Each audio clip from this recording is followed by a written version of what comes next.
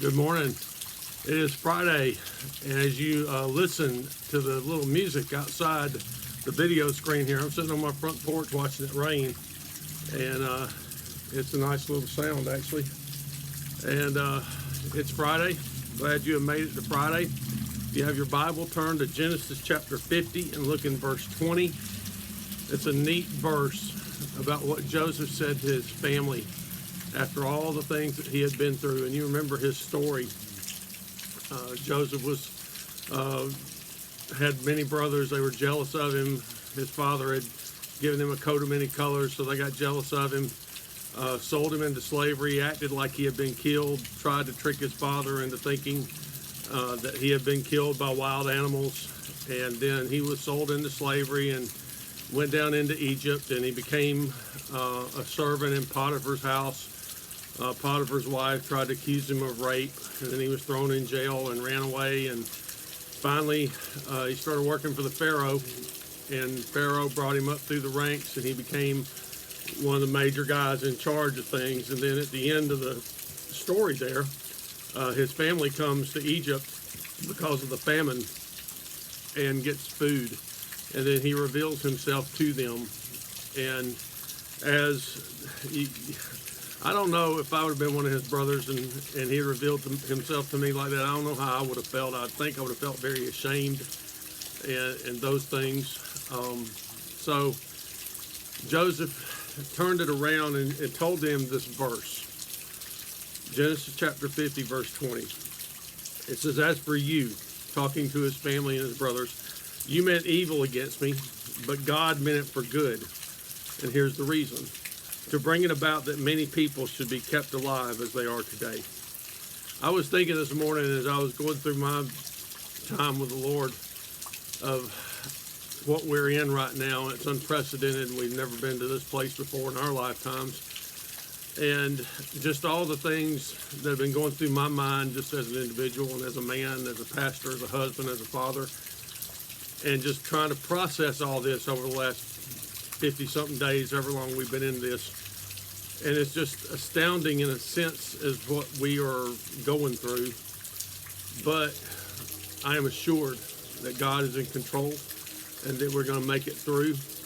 So when I read this verse, I have no doubt to think that God is meaning this for good in our lives, that he has got some good purpose that we don't know yet what it may be. And some of the things I keep hearing from other pastors and other leaders in the church is that this is a time of revival, that we're going to see many people come to Christ after this is said and done. And I hope that's true, and I'm praying that's true. And that's what made me think about it at this verse when Joseph stated to bring it about that many people should be kept alive. And in his context, it was keeping people alive by giving them food. The Egyptians had many storehouses of food, and they shared it. And as they shared it with Joseph's family and he revealed himself to them, then this came about. So to bring it up to today, I wondered this morning as I was thinking about this with the Lord, how many people are being kept alive right now? Well, like it says in Esther, for such a time as this. How many lives are going to be saved out of this pandemic situation, or whatever we want to call it? I look around in the world and I see some of the weird stuff that is happening. This thing in Georgia with the young man running down the street and these two guys just basically hunted him down like a wild animal and killed him. And I pray those guys get justice, not mercy. But at the same time, that is something very strange going on in this time. When I've been out and around a little bit, see people not wearing masks and taking chances and all that, and just trying to process, when is this going to get back to normal? When are we going to get through all this? And then I balance that with so that many people should be kept alive. Some of these same people I run into, maybe, that aren't taking the precautions or are not doing what the CDC or whoever says. They're just kind of going footloose and fancy free. Maybe they're being kept around so they can come to Jesus.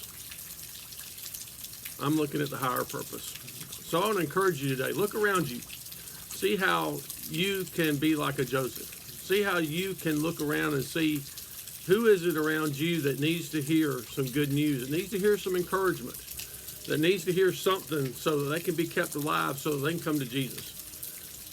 I sit here and just listen to the rain, and I was reading this morning in Oswald Chambers, it was coincidence that this passage that I was reading this morning, that he would comment on it this way. He said, Oswald Chambers said, the clouds are the dust of God's footprints. And as I listened at that moment, it was already raining. I looked out and I saw the clouds. I thought, man, God's doing a lot of walking around right now. And we look around, and I'm sitting out here on the porch. I look around, I don't see a clear spot in the sky. It's all cloud and rain. And let's just say, just for a metaphorical sense, these are the dust. The clouds are the dust of God's feet. And I've also heard that the rain is the tears of God's eyes. What must he be thinking as he looks down upon this world? It must make him sad. It must make him want people to come to him, because that's the purpose, to draw people to Jesus. So with all that said today, be encouraged that God is up to something. And as Habakkuk says, we wouldn't have understood it even if we had been told. And I said that to somebody this week. Who would have thought 50-something days ago that we'd be sitting here like this? But anyway, y'all have a good day. We want to see you in church Friday. If you can join us Sunday at 10:45 for Facebook Live on our church Facebook page. We'd love to have you. We've got a good service to salute moms, and I'll be preaching on 3 things that would make a mother proud from Philippians chapter 3, verse 1, and then verses 7 through 14. So hope you can join us. Hope you have a great day. We will see you Sunday. Bye.